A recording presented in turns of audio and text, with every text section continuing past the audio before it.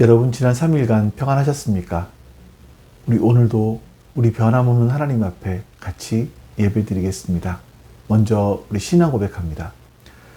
전능하사 천지를 만드신 하나님 아버지를 내가 믿사오며 그 외아들 우리 주 예수 그리스도를 믿사오니 이는 성령으로 잉태하사 동정녀 마리아에게 나시고 본디오 빌라도에게 고난을 받으사 십자가에 못 박혀 죽으시고 장사한 지 사흘 만에 죽은 자 가운데서 다시 살아나시며 하늘에 오르사 전능하신 하나님 우편에 앉아 계시다가 저리로서 산자와 죽은 자를 심판하러 오시리라.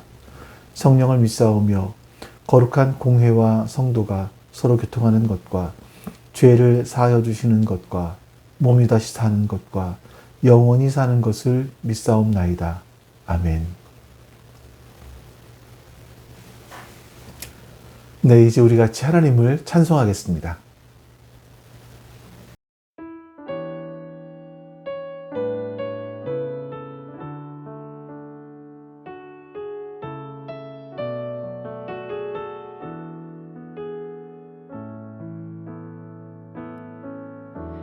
주여 우린 연약합니다.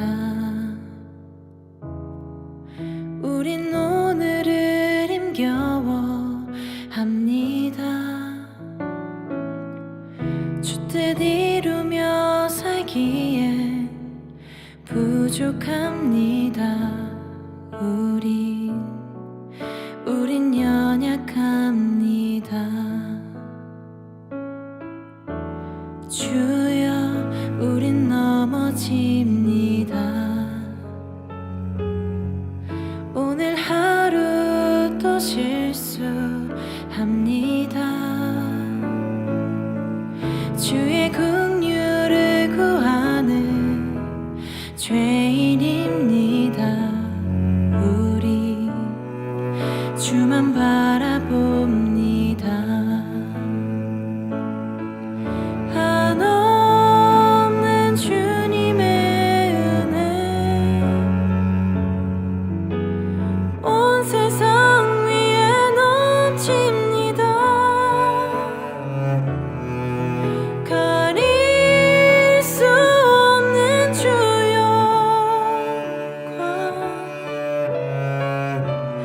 온 땅 위에 충만합니다. 주님만이 길이오니 우린 그 길 따라갑니다. 그날에 우리를 이루실 주는 완전합니다.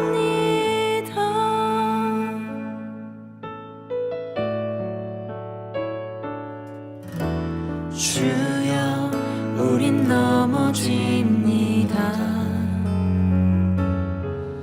오늘 하루 또 실수합니다.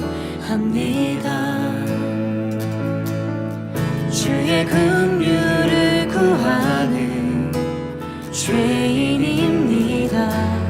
우리 주만 바라봅니다. 한없는 주님의 은혜 온 세상 위에 넘칩니다. 가릴 수 없는 주여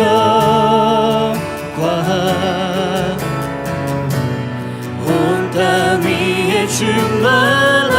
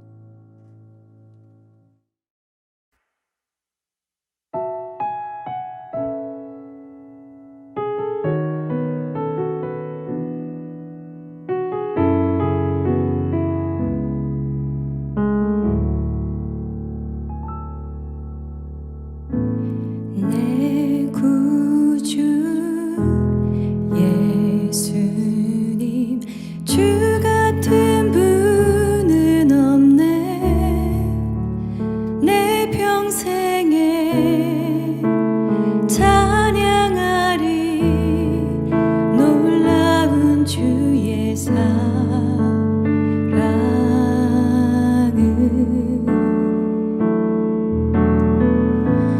위로자 되시며 피난처 되신 주님 나의 영혼 온 맘 다해 주를 경배합니다.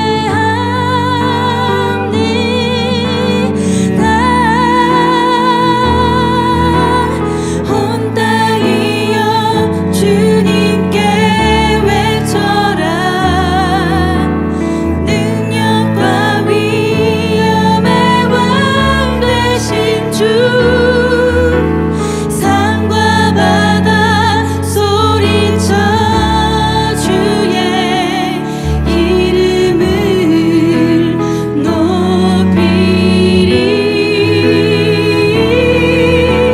주의 간이 기뻐 노래하며 영원히 주님을 사랑하리라. 신실하신 주의 약속 나와 닿네.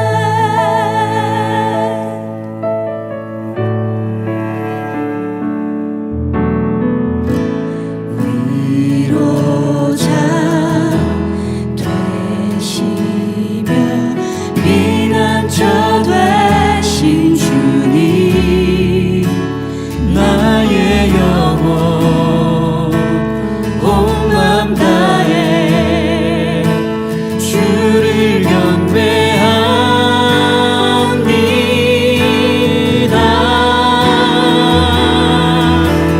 온 땅이여 주님께 외쳐라.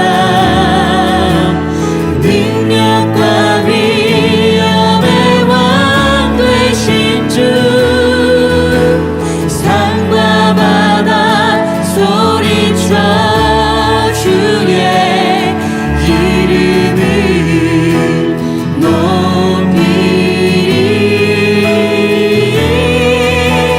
주의 간이 기뻐 노래하며 영원히 주님을 사랑하리라. 신실하신 주의 약속 나 받았네. 온 땅이여 주님께 외쳐라.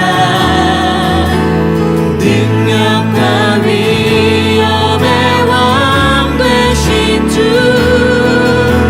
산과 바다 소리쳐 주의 이름을 높이리. 주의 간이 기뻐 노래하며 영원히 주님을 사랑하리라. 신실하신 주의 약속 나 받았네. 신실하신 주의 약속 나 받았네. 신실하신 주의 약속 나 받았네.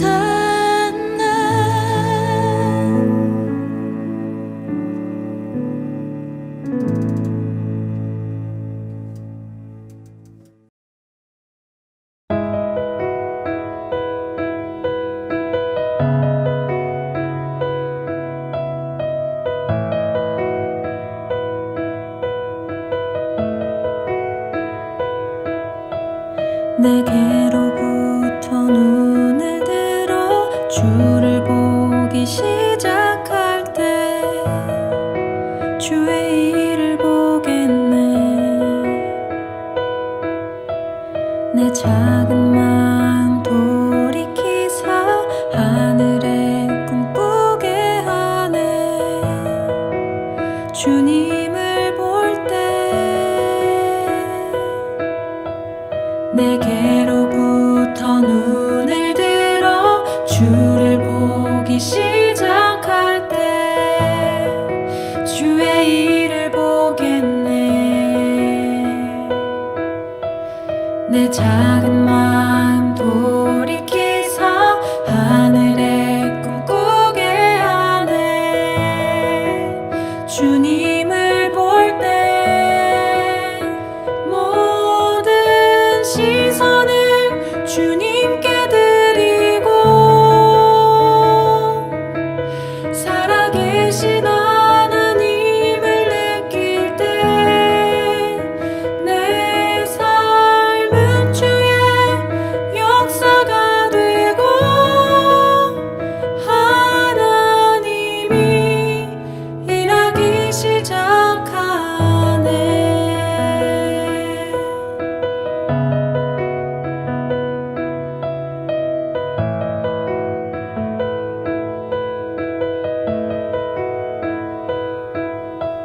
성령이 나를 변화시켜 모든 두려움 사라질 때 주의 일을 보겠네. 황폐한 땅 한가운데서 주님 마음 알게 되리. 주님을 볼 때 모든 시선을 주님께 드리고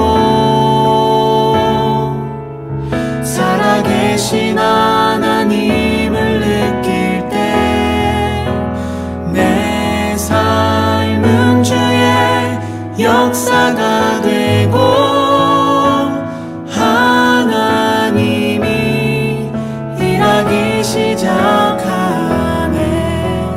모든 시선을 주님께 드리고 전능하신 하나님을 느낄 때 세상은 주의 나라가 되고 하나님이 일하기 시작하네.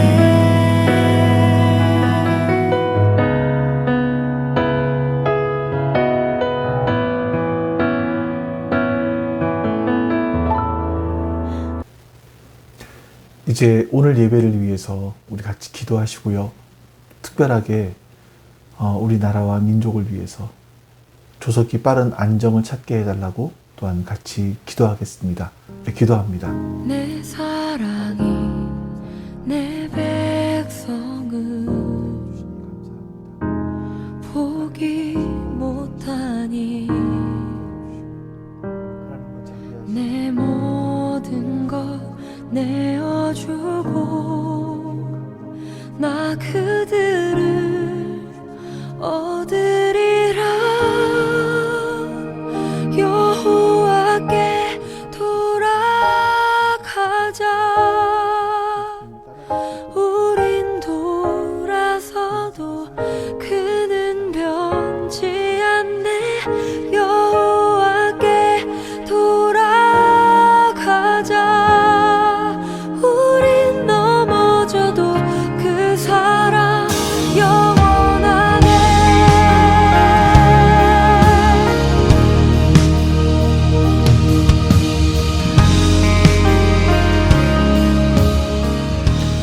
아버지 하나님 감사합니다. 오늘도 하나님 말씀 앞에 설 수 있는 이 놀라운 은혜를 주셨으니 참으로 감사합니다.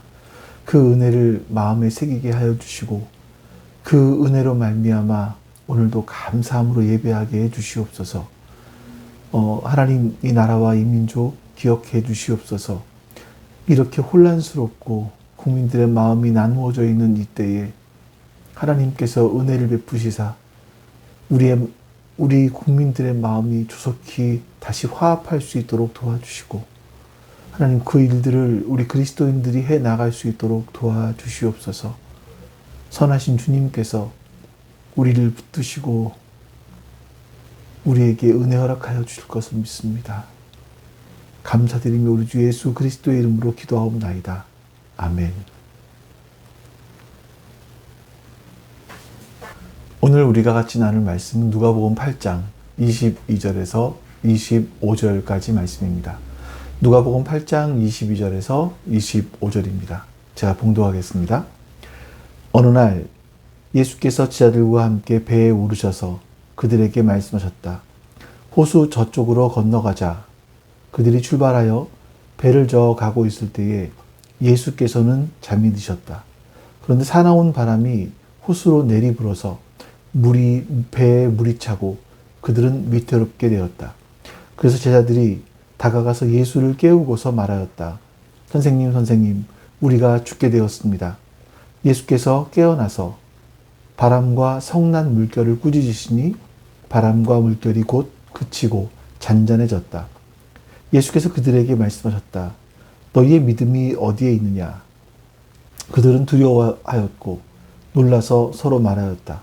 이분이 도대체 누구시기에 바람과 물을 호령하시니 바람과 물조차도 그에게 복종하는가?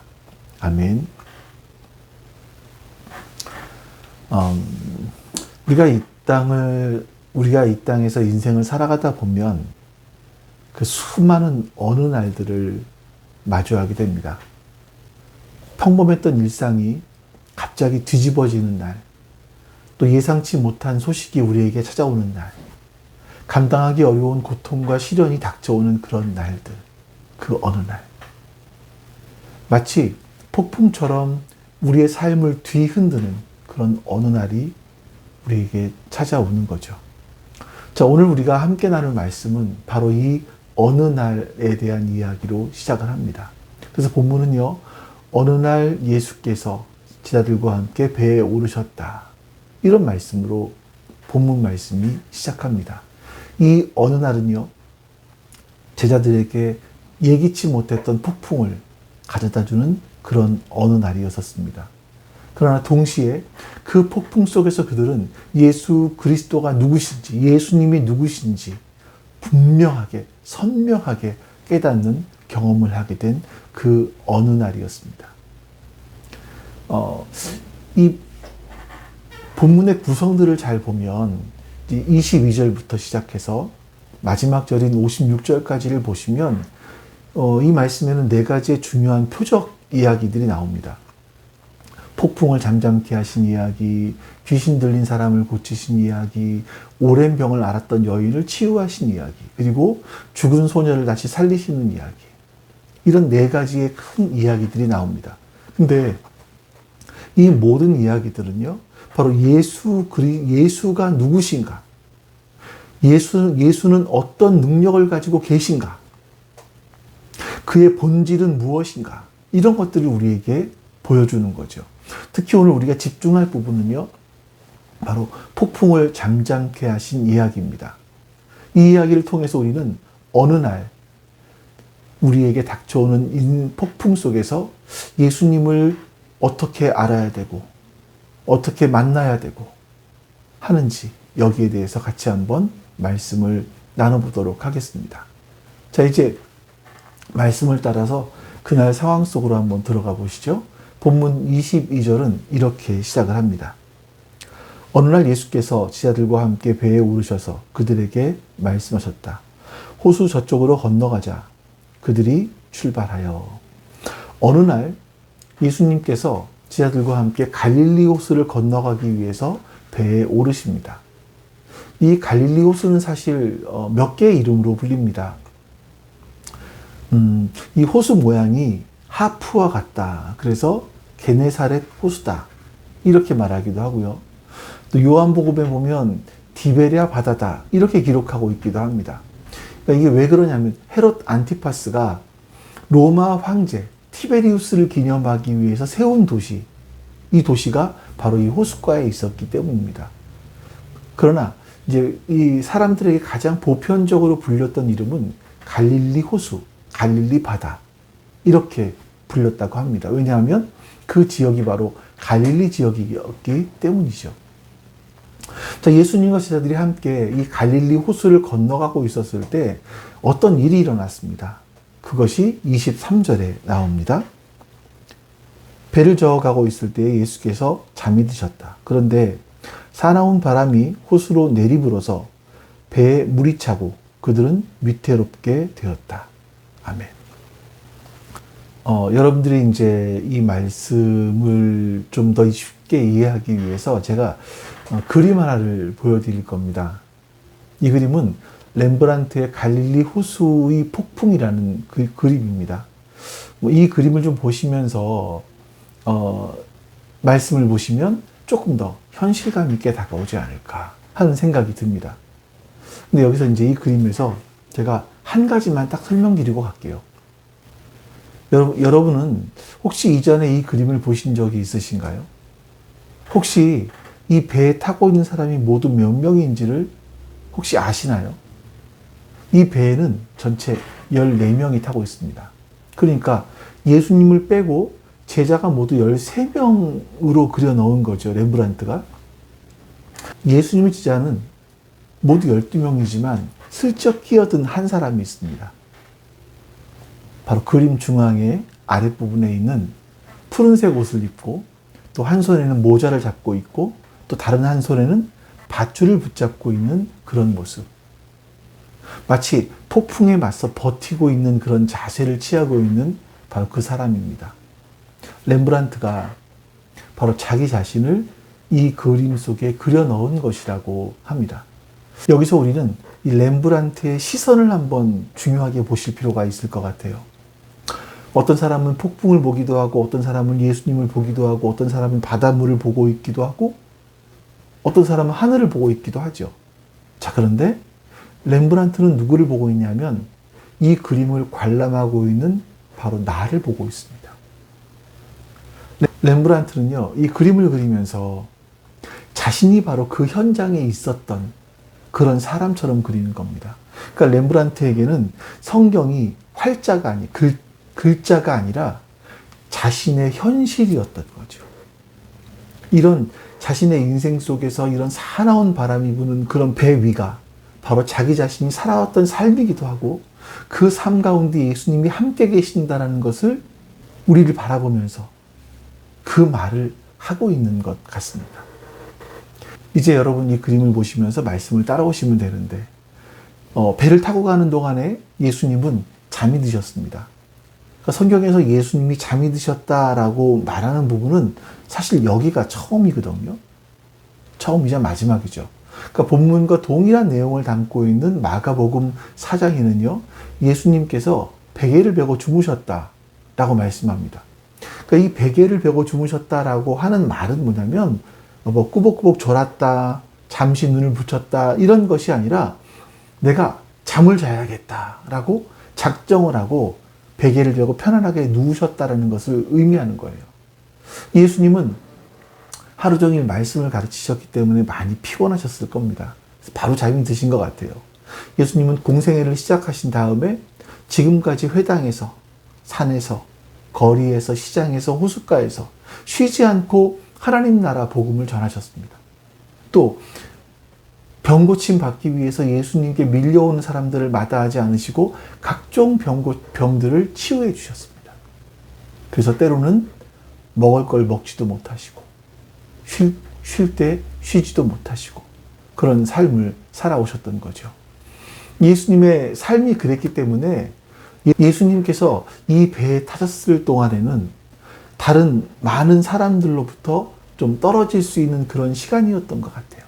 그래서 예수님은 베개를 베고 바로 누워서 바로 잠이 드신 겁니다. 바로 그때 사나운 바람이 호수를 덮칩니다. 갈릴리 호수는 지형적인 특성상 저녁 때가 되면 갑자기 바람이 불어오기도 한다고 하죠. 그러니까 마태복음 8장에 보면 이 바람을 큰 풍랑이었다라고 말합니다. 이 바람이 얼마나 센지 제자들이 타고 있던 배를 뒤흔들었고 물이 들어와서 침몰시킬 정도였다라는 거예요. 여러분 한번 상상해 보십시오. 갑자기 막 거센 바람이 몰아칩니다. 파도는 배를 삼킬 듯이 배를 덮쳐옵니다. 칠흑 같은 어둠 속에서 제자들은 공포에 쌓여 있는 겁니다. 배에 물은 차오르지요. 금방이라도 배는 뒤집어질 것 같이 흔들리고 있죠. 정말 절체절명의 순간이었을 겁니다. 그때 제자들은요, 예수님께 도움을 청하죠. 24절 말씀입니다. 그래서 제자들이 다가가서 예수를 깨우고서 말하였다. 선생님, 선생님, 우리가 죽게 되었습니다. 예수께서 깨어나서 바람과 성난 물결을 꾸짖으시니 바람과 물결이 곧 그치고 잔잔해졌다. 여러분들이 다 아시겠지만 예수님의 12제자 가운데 최소한 7명은 원래 직업이 어부입니다. 그들은 갈릴리 호수에서 태어났어요. 그리고 자라면서 어부 생활을 했기 때문에 이 갈릴리 바다에 대해서는 사실 누구보다 잘 알고 있습니다. 그런데 이렇게 배를 뒤집어 엎을 듯한 바람이 불고 이럴 때는 그들도 어떻게 할 수가 없는 거죠. 아마 처음에는 물이 배로 들어왔을 때 물을 퍼내보기도 했을 겁니다. 무언가 스스로 이 문제를 해결해 보기 위해서 물을 계속 퍼냈겠죠. 하지만 그것으로는 사나운 이 바람을, 이 풍랑을 이겨내기에는 역부족이었습니다. 그때 제자들이 예수님을 깨웁니다. 여러분, 바로 이 모습에서 우리의 모습을 보게 됩니다. 거센 바람, 큰 파도, 이 앞에서 속수무책인 제자들의 모습이요, 마치 우리의 인생의 폭풍우 앞에서 어떻게 할지를 모르고 있는 우리의 모습은 아닌가 하는 생각이 들어요. 중요한 건요, 그들이 처음부터 주님께 도움을 구하지 않았다는 겁니다. 풍랑이 닥치자 그들은 자신의 경험, 지식 이런 걸 총동원했을 거예요. 갈릴리 호수에서 잔뼈가 굵었으니까, 어부 출신이니까 누구보다 이 물에 대해서, 물길에 대해서 잘 알고 배를 다루는 거에 대해서 잘 알고 있었을 겁니다. 능숙했을 겁니다. 그래서 자기가 할 수 있는 노력을 했겠죠. 그러나 여러분, 그들의 모든 노력이 이 거대한 자연의 힘 앞에서는 너무나 무력했습니다. 이렇게 우리가 우리 자신의 힘과 우리 자신의 능력으로는 감당할 수 없을 것 같은 상황이 우리를 찾아올 때가 있습니다. 사업이 실패하기도 하고, 갑작스러운 병에 걸리기도 하고, 사랑하는 사람과 이별을 하기도 하고, 이런 예측하지 못한 어려움 앞에서 우리는 제자들처럼 당황하고 두려워합니다. 처음에는 내가 어떻게 이 문제를 해결해 봐야지 하면서 사람을 만나보기도 하고 자신의 지혜를 총동원해서 무언가 해결해 보려고 하죠. 하지만 모든 노력이 허사로 돌아갈 때 사람들은 비로소 그때 주님을 찾게 되는 겁니다. 마치 주님이 마지막 보루였다고 생각하는 것처럼 더 이상 기댈 곳이 없다고 생각될 때 주님께 매달리는 거죠. 여러분, 우리가 이 땅을 살아가면서 최선을 다하는 거 굉장히 중요합니다. 그러나 우리가 기억해야 될 것은요, 어떤 상황에서도 주님께서 우리와 함께 하신다는 겁니다. 폭풍 속에서 주무시고 계시던 예수님처럼 주님은 우리의 삶 모든 순간에 함께 하고 계신다는 겁니다. 중요한 게 뭔지 아세요? 우리의 중심입니다. 모든 일과 모든 과정에서 주님을 인정하고 의지하고 최선을 다하는 것과 주님 없이 자신의 힘만 의지하고 애쓰는 것은요, 겉으로 보기에 애쓰는 건 똑같아 보이긴 해요. 하지만 그 내면의 태도는 완전히 다릅니다. 주님을 의지하는 사람은 폭풍 속에서도요, 평안을 누릴 수 있습니다. 마치 다윗이 여호와는 나의 목자시니 내게 부족함이 없으리로다 이렇게 고백한 것처럼 주님을 신뢰하는 사람은 어떤 상황에서도 담대할 수 있습니다. 그러나 여러분, 주님 없이 자신의 힘만 의지하는 사람은요, 결과에 따라서 교만해지기도 합니다. 아니면 좌절해지기도 하고 좌절하기도 하고요, 누군가 원망하기도 합니다. 풍랑을 만난 제자들이 두려움에 떨었던 것처럼 주님 없는 삶은 불안함, 두려움으로 가득할 수밖에 없는 겁니다. 자, 그렇게 사나운 바람을 만나서 어쩔 줄 몰랐던 제자들은 주무시고 계셨던 예수님을 깨우면서 이렇게 말하죠. 선생님, 선생님, 우리가 죽게 되었습니다. 이 사나운 바람은요, 자신들이 해결할 수 있는 능력 밖에 있었던 문제였던 거죠. 제자들의 다급한 요청에 예수님은 바람과 성난 물결을 꾸짖으십니다. 예수님께서 그것들을 꾸짖으셨을 때 바람도 그치고 물결도 잔잔해졌습니다. 그러니까 여러분들이 이런 말씀 보시면서 만약 나에게 어떤 문제가 생겼을 때 예수님과 함께 있으면 예수님께서 모든 문제를 다 해결해 주시는구나. 예수님을 깨우기만 하면 되는구나. 이렇게 생각을 한다면 여러분, 다시 말해서 예수님을 내 인생의 문제를 해결해 주시는 해결사로만 생각한다면 그것은 올바른 믿음이 아닌 거예요. 그런 믿음은요, 예수님을 알라딘의 지니와 같은 정도로만 생각하는 겁니다. 주님은 우리의 인생에 관심이 많으세요. 분명히 관심을 갖고 계십니다. 그리고 우리의 삶, 우리가 어떻게 살아가는지 그 삶을 알고 계시고요. 또 우리가 살아가면서 겪게 되는 크고 작은 문제들을 해결해 주시는 분이십니다. 분명히. 하지만 주님을 내 문제를 해결해 주시는 해결사라고만 생각하면 우리의 믿음은 성숙해질 수가 없습니다. 그것은 미신을 숭배하는 것과 똑같은 것이기 때문에 그래요. 본문 말씀은요, 예수님께서 꾸짖으니까 이 폭풍우가 휘몰아치는 이 바다가 갈릴리 호수가 잠잠해지더라, 여기에 초점이 있는 것이 아닙니다. 이 폭풍우를 잠잠게 하실 수 있는 이분이 누구시냐? 바로 여기에 초점이 있는 거예요. 자, 이런 예를 한번 들어보죠. 만약에 제가 좁은 골목길을 지나가요. 근데 저 앞에 보니까 커다란 세포트 한 마리가 저를 향해서 사납게 이빨을 드러내면서 짖고 있습니다. 저는 그 앞을 못 지나갈 거예요. 그 세포트가 설령 입마개를 하고 있어도 저는 그 앞을 지나가기가 쉽지 않을 겁니다. 근데 그때 주인이 나타나서 세포트를 바라보면서 앉아 하고 그 세포트의 머리를 쓰다듬어주고 몸을 만져주고 하면서 세포트가 좋아하는 간식을 준다면 이 개는 조용해지고 제가 지나가든 말든 별로 상관하지 않을 겁니다. 그럼 저는 이제 그때 자신 있게 지나갈 수가 있겠죠. 그 세포트가 그 사람의 말을 듣고 고분고분해지는 이유는 바로 그 사람이 주인이기 때문입니다. 즉, 그 개는 주인의 다스림을 받고 있기 때문에 그런 거예요. 자, 여러분, 예수님께서 이 사나운 바람과 물결을 꾸짖으셨을 때 이것들이 잔잔해진 것도 같은 겁니다. 예수 그리스도는 이 우주 만물의 창조주이시고 주관자이시기 때문에 사나운 바람도 거센 물결도 예수님의 말씀에, 자기의 주인 되는 예수님의 말씀에 순종하는 겁니다.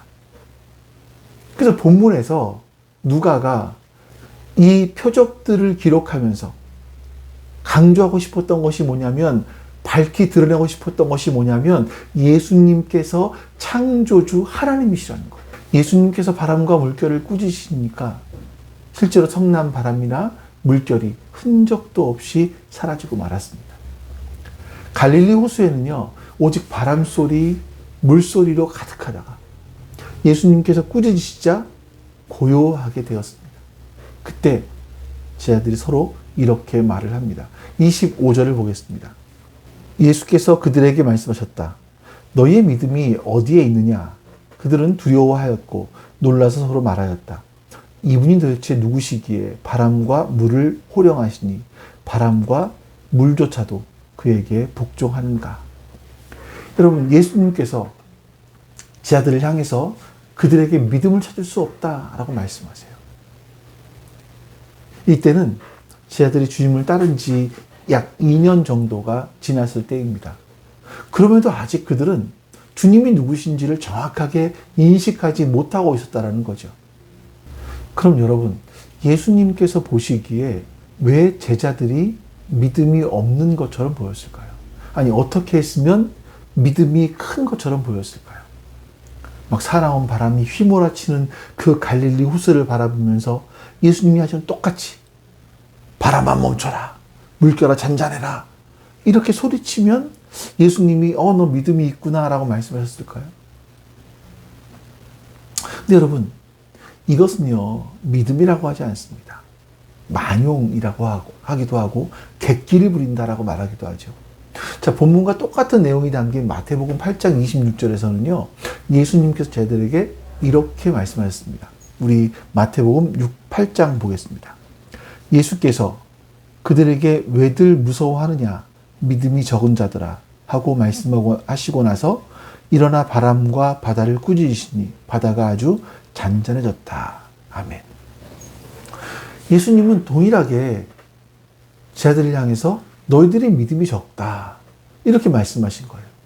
그러니까 여러분, 믿음에는요, 적은 믿음도 있고 또 다른 성경에 보니까 큰 믿음도 있다라고 말씀하십니다.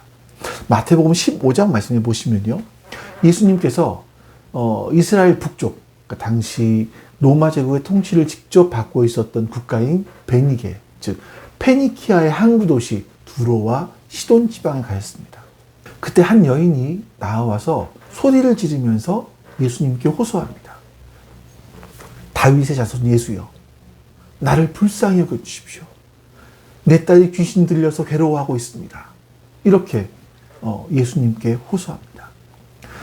이전까지 여러분 예수님을 아시는 것처럼 예수님은 누군가가 간절히 호소했을 때 그 사람을 외면하신 적이 없었어요. 단 한 번도. 근데 이번에는 그 예수님을 향해서 간절히 호소하는 그 여인을 향해서 단 한마디 말씀도 하지 않으셨어요. 오히려 당황한 사람들은 제자들이었었습니다. 그들이 나와서 예수님, 이 사람을 돌려보내야 되지 않겠습니까? 라고 말할 정도였었습니다. 그래서 예수님께서는요, 나는 오직 이스라엘 집에 길을 잃은 양들을 위해서 보내심 받았다, 이렇게 말씀하세요. 그러나 이 여인은 이런 말을 듣고도 자기 딸이 아니라 자기를 좀 도와달라, 이렇게 애원을 합니다. 딸의 문제가 이미 그 어머니의 문제라는 거예요. 예수님께서는 다시 매몰차게 자녀에게 줄 빵을 개들에게 던지지 않는다, 이렇게 말씀하세요. 그러니까 이 표현은 아주 굉장히 그 모욕적인 말로 들립니다. 여기서 개는 또 무리지어 다니는 그 당시 들개들을 말하는 게 아니고요, 집에서 키우고 있는 어떤 반려견들, 이런 반려견을 말하는 거거든요. 이렇게 예수님은 이 여인을 반려견처럼 이야기를 하는 거예요. 그럼에도 불구하고 이 여인은 포기하지 않습니다. 주님, 맞습니다.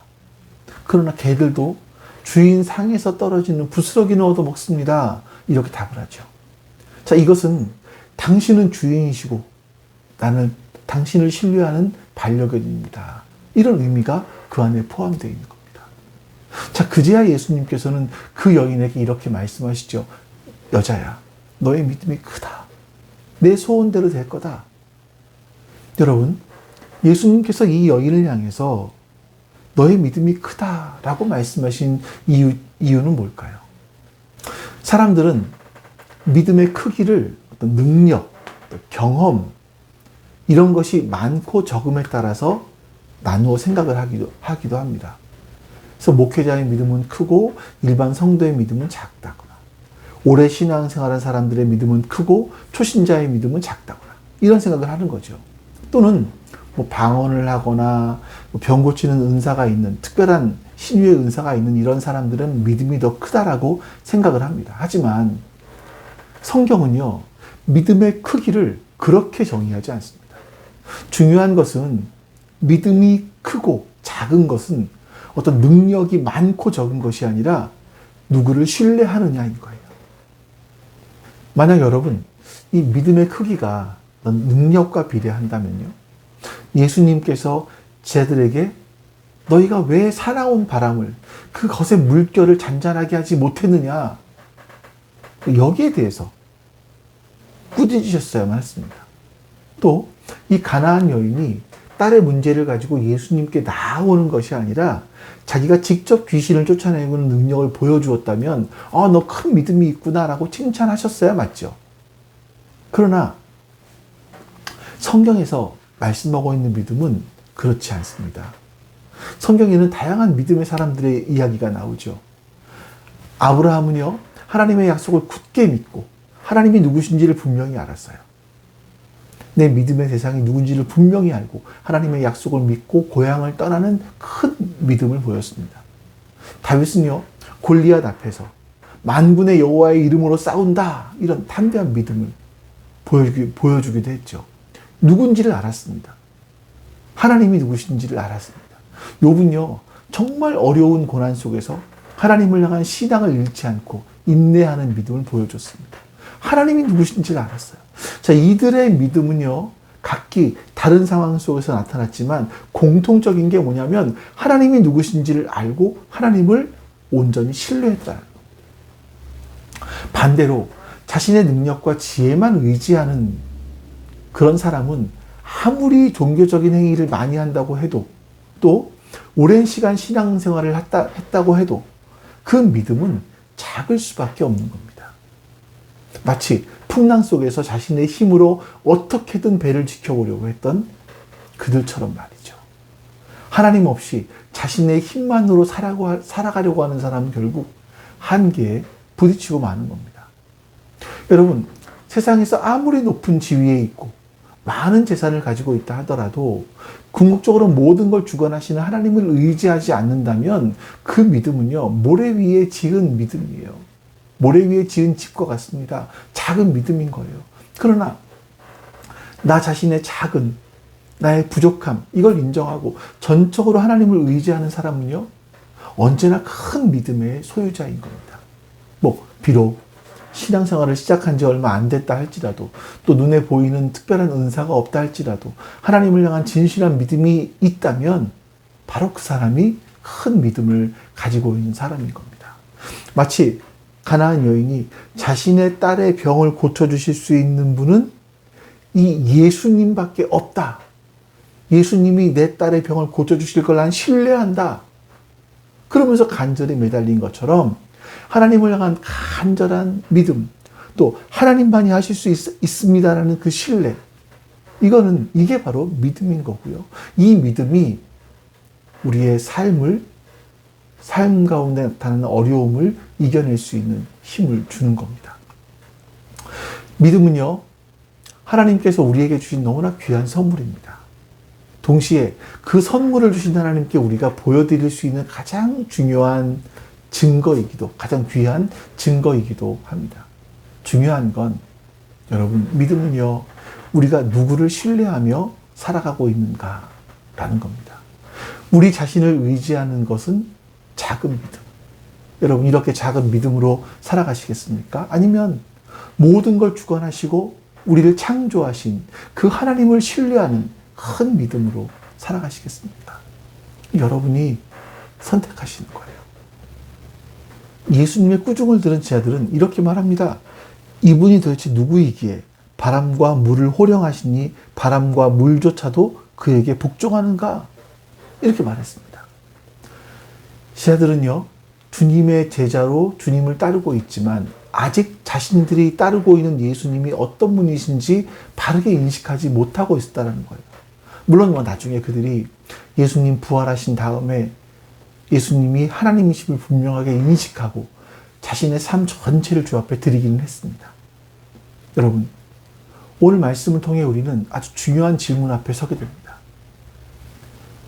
제자들이 던진 바로 그 질문.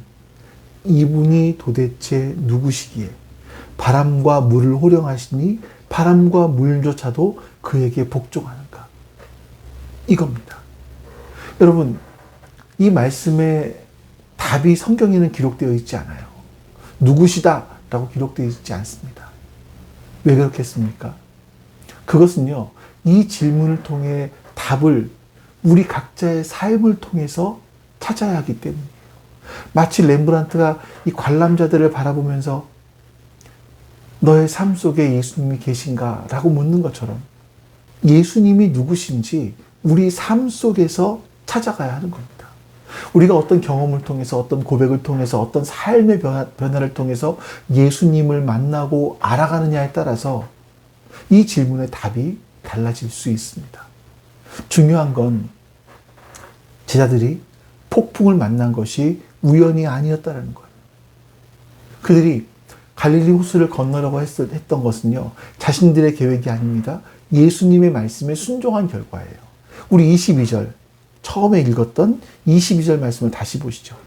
어느 날 예수께서 제자들과 함께 배에 오르셔서 그들에게 말씀하셨다.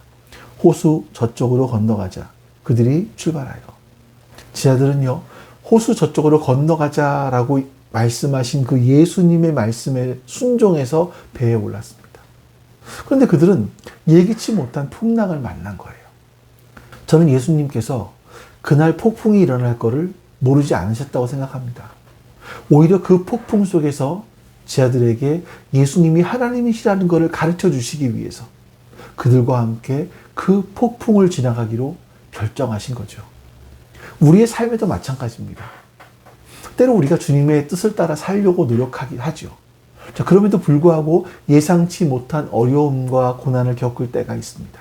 마치 예수님의 말씀을 따라서 갈릴리 호수를 건너고 있을 때 폭풍이 일어난 것처럼 우리의 삶을 뒤흔드는 거대한 풍랑을 만날 수도 있습니다. 왜 이런 일이 일어납니까? 그것은 바로 그 폭풍 속에서 그 고난의 시간을 통해서 우리는 예수님이 누구신지 더욱 깊이 깨닫게 되기 때문입니다. 폭풍을 잠재우시는 그 능력뿐만 아니라 폭풍 속에서 우리와 함께 하시는 그 임마누엘 하나님을 경험하게 되는 겁니다. 여러분의 지금 삶에는 어떤 폭풍이 몰아치고 있습니까? 어쩌면 지금 이 순간에도 감당하기 어려운 풍랑 속에서 힘겨워하고 있을지도 모르겠습니다. 그러나 여러분 기억하십시오. 폭풍 속에서도 주님은 우리와 함께 하십니다. 주님은 우리의 고통을 하시고 우리의 눈물을 닦아주시는 분이세요. 그리고 폭풍을 잠잠케 하실 수 있는 하나님이십니다. 중요한 것은 그 폭풍 속에서 주님을 바라보고 주님을 의지할 것인가입니다. 폭풍 속에서 예수님이 누구신지 더욱 분명히 깨닫고 그분을 향한 우리의 믿음이 더욱더 굳건해지는 은혜가 있기를 주님의 이름으로 축원합니다. 자, 이제 오늘도 하나님의 말씀을 따라서 우리 기도합니다. 주기도문으로 같이 기도하겠습니다.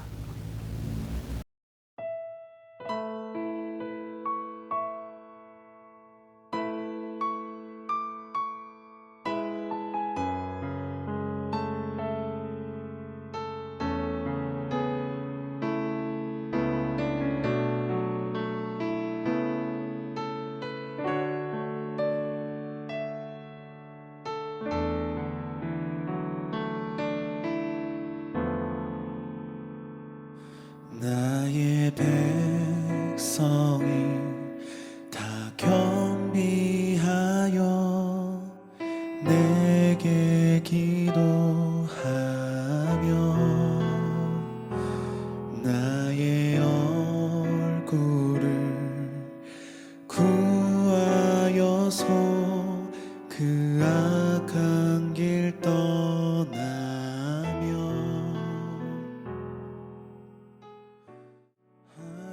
하늘에서 듣고 죄를 사하며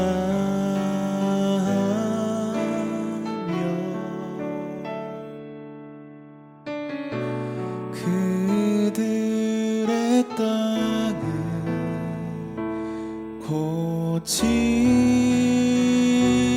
고치리라. 아버지여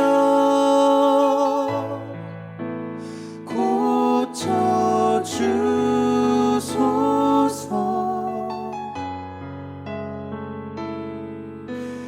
이 나라 주의 것 되게 하소서.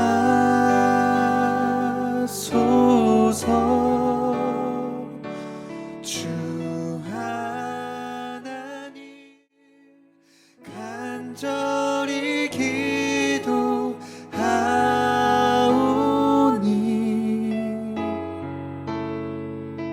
상한 이 땅 새롭게 하소서.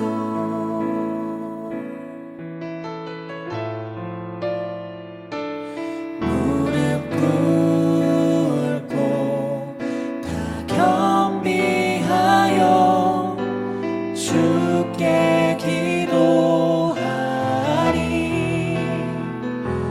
주의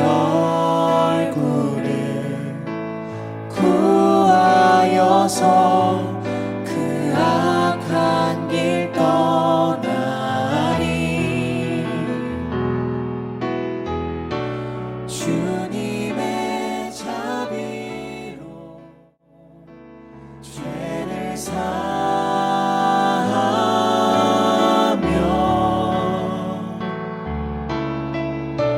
주님의 자비로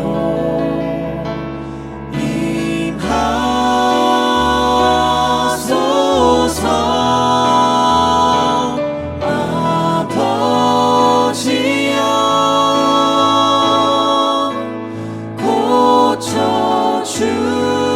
고쳐주소서. 이 나라 주의 것 되게 하소서.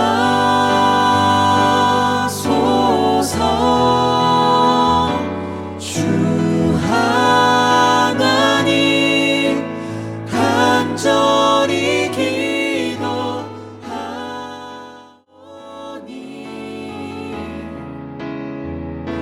상한 이 땅 새롭게 하소서.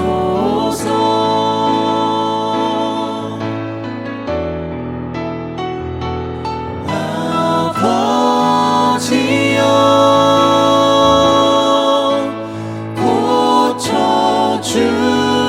고쳐주소서. 이 나라 주의 것 되게 하소서.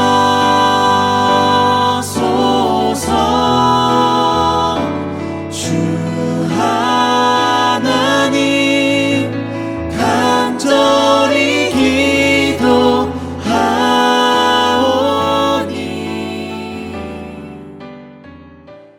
상한 이 땅 새롭게 하소서.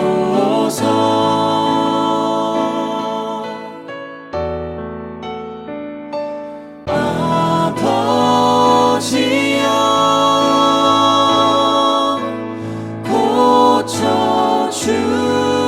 고쳐주소서. 이 나라 주의 것 되게 하소서.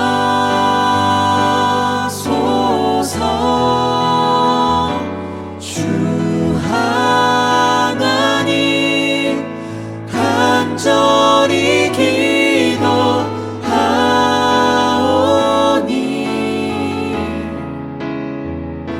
상한 이 땅 새롭게 하소서.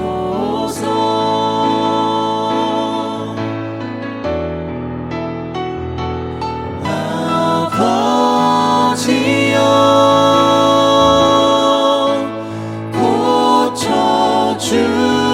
고쳐주소서. 이 나라 주의 것 되게 하소서.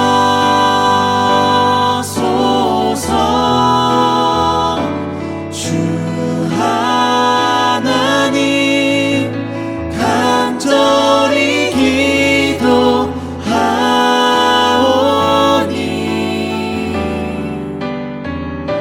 상한 이 땅 새롭게 하소서.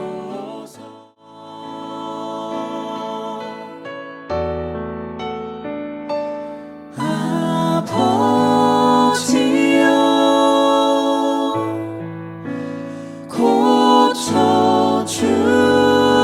고쳐주소서. 이 나라 주의 것 되게 하소서.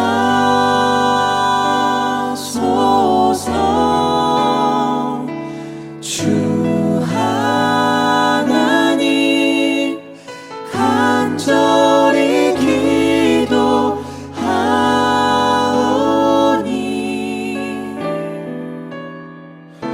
상한 이 땅 새롭게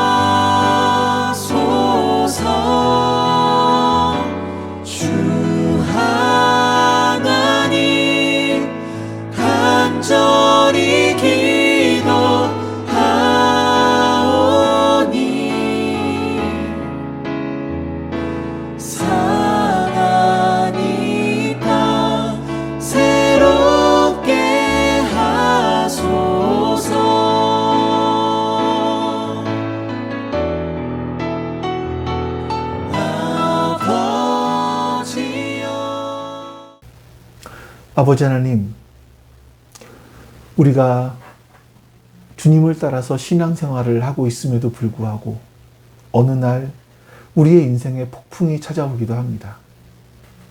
그것은 우리를 실족시키려 하심이 아니라 우리를 바로 세우기 위함임을 잊지 않게 해주시옵소서.